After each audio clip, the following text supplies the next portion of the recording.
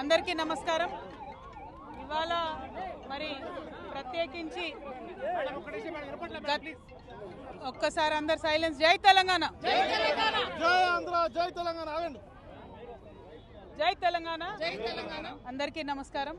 ఇవాళ తిరుమలలో స్వామివారి దర్శనం చేసుకోవడానికి నేను, నాతో పాటు మా కుటుంబ సభ్యులు, మా జాగృతి కుటుంబ సభ్యులు, అనేక మంది తెలంగాణ వాదులు, ఆంధ్ర ప్రాంతంలో మమ్మల్ని అభిమానించేటటువంటి నాయకులు అందరూ కూడా రావడం చాలా సంతోషం।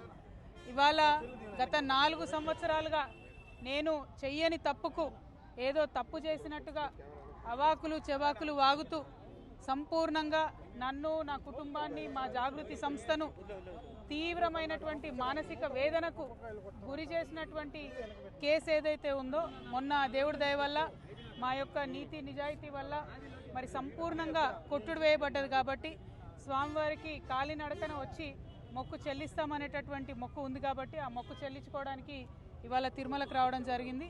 చాలా సంతోషం। ఎప్పుడు తిరుమలకు వచ్చినా మంచి జరుగుతుంది। మొన్న కూడా నేను జైలు నుండి విడుదలయ్యాక 3 నెలల కింద వచ్చి వెళ్ళాను।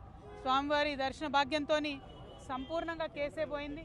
మరి ఇప్పుడు స్వామివారికి మొక్కు చెల్లించుకొని నెక్స్ట్ 2 నెలల లోపలే మరి తెలంగాణ రాష్ట్రంలో తెలంగాణ జాగృతి సంస్థ ఒక నూతన పార్టీ పెట్టబోతా ఉన్నది। కాబట్టి ఆ పార్టీ కూడా వెంకటేశ్వర స్వామి దయతోని అత్యద్భుతంగా కొనసాగుతుందని, తెలంగాణ ప్రజల సేవలో మేము ముందుంటామని, ఎటువంటి భేషజాలు లేకుండా అన్ని వర్గాల ప్రజలకు కూడా, ఎటువంటి భేదభావాలు లేకుండా అన్ని వర్గాల ప్రజలకు కూడా సేవ చేసేటటువంటి ఒక మంచి పార్టీని తెలంగాణ ప్రజలకు అందియాలనే ఉద్దేశంతో కూడా స్వామివారికి మొక్కుకుంటాము।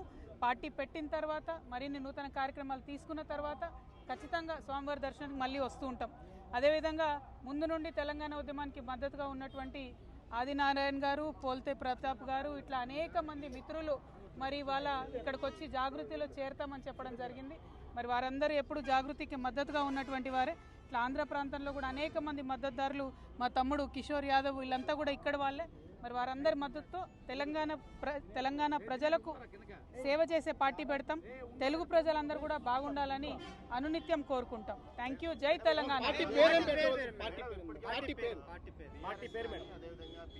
కాంగ్రెస్ బలంగా ఉన్న నేపథ్యంలో మీరు ఎలాంటి శూన్యత అక్కడ లేదని చెప్తున్న నేపథ్యం నినాదంతో ముందుకెళ్ళవచ్చు। ఇవాళ మీరు నిన్నగాక మొన్న జరిగిన మున్సిపల్ ఎన్నికలు చూస్తుంటే కాంగ్రెస్ పార్టీ ప్రజలకు ఇచ్చినటువంటి ఏ ఒక్క హామీ నెరవేర్చకపోయినప్పటికీ కూడా మళ్ళీ పెద్ద మెజార్టీలో చాలా సంఖ్యలో కాంగ్రెస్ గెలవడం జరిగింది।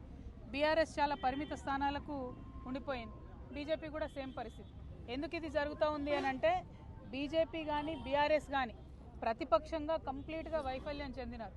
ప్రజల మధ్యలో ఉండడం లేదు, ప్రజల సమస్యలు తెలుసుకోవడం లేదు, ప్రజలతో మమైకమయ్యేటటువంటి పరిస్థితి లేదు। ఒకవేళ ఇప్పుడు వాళ్ళు కొత్తగా మేము ప్రజల దగ్గరికి వెళ్దామన్నా ప్రజలు వాళ్ళని నమ్మే పరిస్థితి లేదు। ఎందుకంటే మాటికి ఒక స్టాండు, పూటకు ఒక స్టాండు మార్చుకుంటూ మరి ప్రజల్ని ఇబ్బంది పెడుతున్నటువంటి ప్రతిపక్షాలు, ప్రభుత్వం అయితే ఇచ్చిన ఏ ఒక్క మాట కూడా కనీసం చేయడం లేదు। అటువంటి సందర్భంలో తెలంగాణలో ప్రజలు ఆల్టర్నేట్ కోసం చూస్తున్నారని మాకు బలంగా అనిపిస్తున్నది।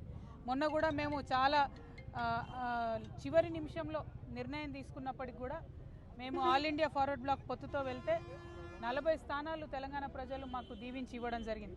సరే, ఎన్నికలన్నాకు వస్తుంటాయి, పోతుంటాయి, రిజల్ట్స్ అటు ఇటు అవుతుంటాయి, కానీ ఒక పొలిటికల్ పార్టీ అంటే ఆ ప్రజల యొక్క మనోభావాలను, ఆ ప్రాంతం యొక్క అస్తిత్వాన్ని, ఆ ప్రాంత ప్రజల యొక్క హక్కులను రక్షించడమే ప్రధాన ధ్యేయంగా పనిచేస్తాం। ఎన్నికల ధ్యేయంగా పనిచేయడం కాదు, ప్రాంత పరిరక్షణ ధ్యేయంగా పనిచేస్తాం। బీఆర్ఎస్లో తెలంగాణ ఉద్యమకారులను విస్మరించడం జరిగింది, తెలంగాణ అమరవీరుల కుటుంబాలను విస్మరించడం జరిగింది, యూత్ని విస్మరించడం జరిగింది, మహిళలను విస్మరించడం జరిగింది। సో వాళ్ళందరినీ కూడా ముందుకు తీసుకొని, దగ్గరికి తీసుకొని వాళ్ళ ఎజెండానే మా ఎజెండాగా ముందుకు వెళ్తాం।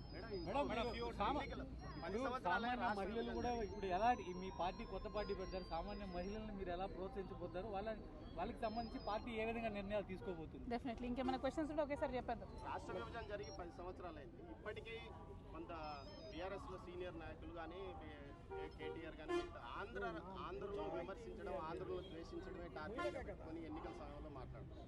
ఇది నెక్స్ట్ మీ పార్టీ కూడా అదే పని చేస్తారు మేడం। బీఆర్ఎస్లో కూడా కొంతమంది అసంతృప్తి పరులు ఉన్నారు, వాళ్ళు కవిత వైపు చూస్తున్నారు, వాళ్ళు ఏ విధంగా ఆహ్వానించబోతున్నారు అంటే, కొత్త పార్టీ ఏదొచ్చినా కూడా ప్రజలకు కొత్తదనంతో కూడినటువంటి అంశాలను తీసుకొని ముందుకు వెళ్తేనే సక్సెస్ అవుతాము।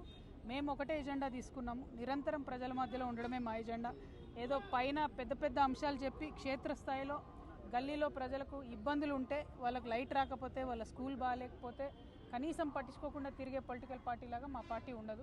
క్షేత్రస్థాయి నుంచి మైక్రో లెవెల్ ఫోకస్తో తెలంగాణ ఫస్ట్ అనే నినాదంతో మేము ముందుకెళ్తాం.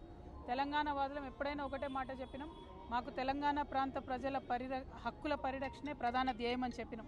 అంటే మేము మానవతావాదులం. ఒకవేళ ఒక ప్రాంతం వారి హక్కులు బాగుండాలని మేము అన్నట్టయితే ఇంకొక ప్రాంతానికి కూడా అది ఆటోమేటిక్గా వర్తిస్తుందనే అంశం. ఆంధ్ర ప్రజలంటే మాకు ఎప్పుడు కూడా ద్వేషం లేదు. ఆంధ్ర ఆధిపత్యం అంటే మేము ఖచ్చితంగా ద్వేషించినాం. ఆంధ్ర పొలిటికల్ లీడర్స్ యొక్క ఆధిపత్యాన్ని ద్వేషించినాం. అది ఎప్పుడు కూడా మేము ద్వేషిస్తూనే ఉంటాం. అదే పెత్తనం ఆధిపత్యం ఆంధ్ర ప్రజల మీద కూడా ఎవరు చేయకూడదు, తెలంగాణ ప్రజల మీద కూడా ఎవరు చేయకూడదు. 2 రాష్ట్రాలు విడిపోయినాయి, ఇప్పుడు రాజధాని కూడా కంప్లీట్గా విడిపోయింది. ఎవరి బాటన వాళ్ళు పోతున్నాం. అందరం మన అభివృద్ధి చూసుకోవాలి, రాష్ట్రంలో జరుగుతున్న విషయాలను చూసుకోవాలి. ఉదాహరణకి ఇక్కడ మొన్న లడ్డు కల్తీ అయింది అనేటటువంటి విషయం డిస్కషన్కి వచ్చినప్పుడు ఆంధ్ర ప్రజలతో పాటు తెలంగాణ ప్రజల మనోభావాలు కూడా తీవ్రంగా దెబ్బతిన్నాయి. అది ఏమైందో ఏం లేదో మాకు కూడా తెలియదు. కానీ రేపు పొద్దునైనా సరే ఇక్కడుండే ప్రభుత్వం, ఇప్పుడున్నటువంటి ప్రభుత్వం కూడా బలంగా ఒక విశ్వసనీయత కల్పించాలి ప్రజల్లో. ఎటువంటి ఇబ్బంది లేకుండా బోర్డు నిర్ణయాలు తీసుకుంటుంది, చక్కగా ఉంటుంది. ఎందుకంటే దేశవ్యాప్తంగా కూడా వెంకటేశ్వర స్వామికి భక్తులు ఉంటారు. సో ఇక్కడ మన రాష్ట్రమైన 2 తెలుగు రాష్ట్రాలు కూడా దేశం మొత్తానికి ఆదర్శంగా ఉండాలని చెప్పి మేము బలంగా నమ్ముతాం. కాబట్టి ప్రజలుగా కలిసి ఉండాలి, రాష్ట్రాలుగా విడిపోవాలనే నినాదంతోనే మేము ఆనాడు ఉన్నాం, ఈనాడు కూడా ఉంటాం. Thank you. జై తెలంగాణ. పార్టీ పేరు స్వామివారికి సీక్రెట్ గా చెప్తాను, మీకు తర్వాత పబ్లిక్ గా చెప్తాను. సిరిసిల్ల నుంచి మీరు పోటీ చేస్తారని ఆదిత్య గారు చెప్పారు నిన్న. సిరిసిల్ల నుంచి మీరు పోటీ చేయబోతున్నారని మీ అబ్బాయి ఆదిత్య గారు చెప్పారు. నిజమా, ఎంతవరకు? అసలు ఒక మాట ఏంటంటే, ఇప్పుడే మేము మాట్లాడుతూ వస్తూ ఉన్నాము, మా బాబు నిన్న ఏదో ప్రైవేట్ ఫంక్షన్కి వెళ్ళాడు. మా ఇంట్లో అబ్బాయి ఒక అతను హెల్పర్ ఉంటాడు, అతడు పెళ్ళికి వెళ్ళడం జరిగింది. అసలు కనీసం మీడియాతో మాట కూడా మాట్లాడలేదు, మాట్లాడకుండానే మాట్లాడినట్టు వేసినారు. సో మీడియా మిత్రులు కూడా మరీ ఇట్లా మమ్మల్ని మాట్లాడినట్టు చెప్పొద్దని చెప్పి రిక్వెస్ట్ చేస్తూ మీ అందరు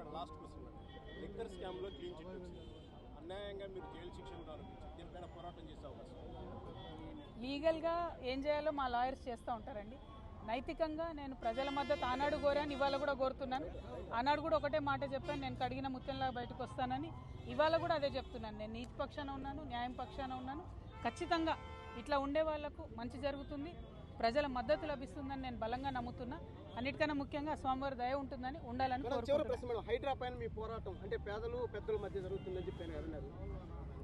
ఇప్పుడు ఎక్కడైనా కూడా ఇదే లొల్లి అవుతుంది. పెద్దోళ్ళని కాపాడుతున్నారు, పేదోళ్ళని కొట్టేస్తున్నారు. సో ఖచ్చితంగా మేము జాగృతి నుండి ఏదైతే పోరాటం నిన్న ప్రారంభించినామో అది కొనసాగిస్తాం. మేము ఎప్పుడైనా పేదల పక్షమే, పెద్దల పక్షం కాదు. జాగృతి కొనసాగుతుందా మేడం? మీరు పార్టీ పెట్టినా కూడా అన్నీ ఒకేసారి అనౌన్స్ చేస్తాం brother. Thank you so much. జై తెలంగాణ. నేషనల్